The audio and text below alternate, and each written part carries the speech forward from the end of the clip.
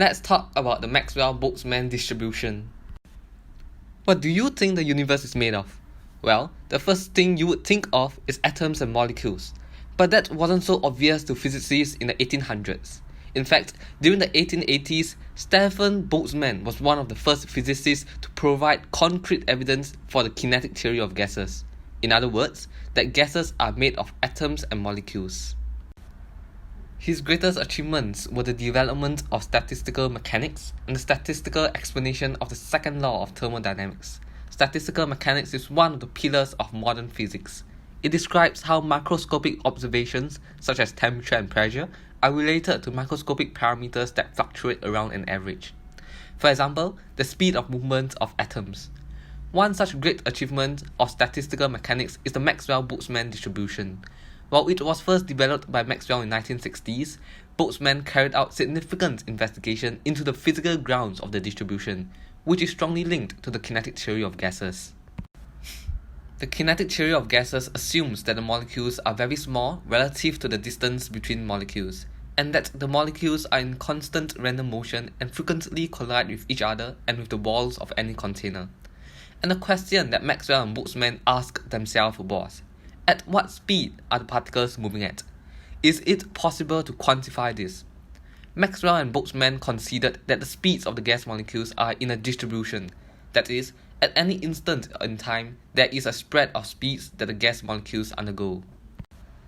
Maxwell's contribution to this distribution was actually heuristic. His genius was in considering the speed of movement of gas particles to be a distribution, specifically a chi distribution with respect to the fraction of gas molecules that is at that speed. We can here see that there are very few molecules moving at speeds close to 0 meters per second, and that fraction increases as we approach 500 meters per second, and subsequently decreases again. This model is said to be right-tailed, because the right end of the graph elongates into infinity, and on the other hand, the graph starts from 0, because there cannot be a molecule with a speed less than 0. Instinctively, this makes sense. But how did Boltzmann turn this into a mathematical model? What Boltzmann considered was that the fraction of molecules dn over n have velocities between v and v plus dv, and using conditions such as the isotropy of space and the constant nature of probability, he developed a set of differential equations that upon solving, obtained his model. His model is summarized by this equation here, where we can see the mass and temperature dependence of the velocity of the atom or molecule. Here, k is the Boltzmann constant, which is also denoted as kb. The first property of the distribution is that the speeds of gas molecules are temperature dependent. As temperature decreases, the graph becomes more narrow. The most probable speed of the gas decreases as expected, and it is less likely to find gases moving at higher speeds.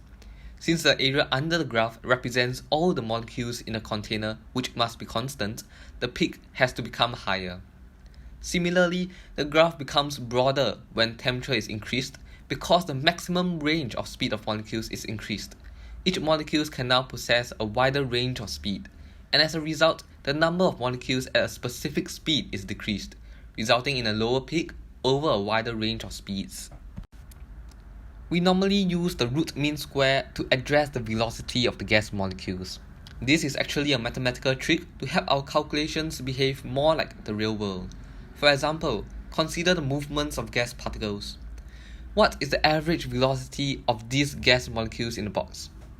Well, since the gas particles are all moving randomly in different directions, we actually have an average velocity of 0. We need to deal with these situations that does not give us a 0 result. Hence, we use the root mean squared values for situations like this. Here is the formula for root mean square.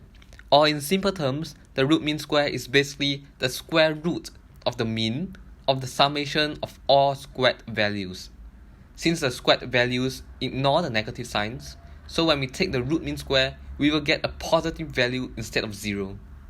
Since the speeds of gas particles are proportionate to the energy possessed by the particles, we can use energy as the x-axis instead of speed of gas particles. Now, the Boltzmann distribution graph can be used to determine the fraction of molecules that possesses an energy level greater than the activation energy of a reaction. As we can see from the graph on the left, gas particles that possess an energy level greater than activation energy will participate in the reaction. However, the gas particles that have a lower energy than the activation energy will not participate in the reaction. On the right, we can see that at higher temperatures, there is a greater fraction of molecules that have an energy level higher than the activation energy. This is certainly true and can be observed through the fact that reactions take place faster at higher temperatures. The Boltzmann constant, Kb, is a proportionality factor that relates the average relative kinetic energy of particles in the gas with the thermodynamic temperature of the gas, and it can be calculated by having the universal gas constant over the Avogadro's number. From this, we obtain the value of 1.38 times 10 to the power of minus 23 joules per Kelvin. In fact, the Boltzmann constant is so important that it is reflected in another equation which defines entropy and connects it to the total number of microstates of the system. This is conducted by Boltzmann's famous formula S equals Kb ln W, where W is the number of microstates in the system and S is the entropy of the system.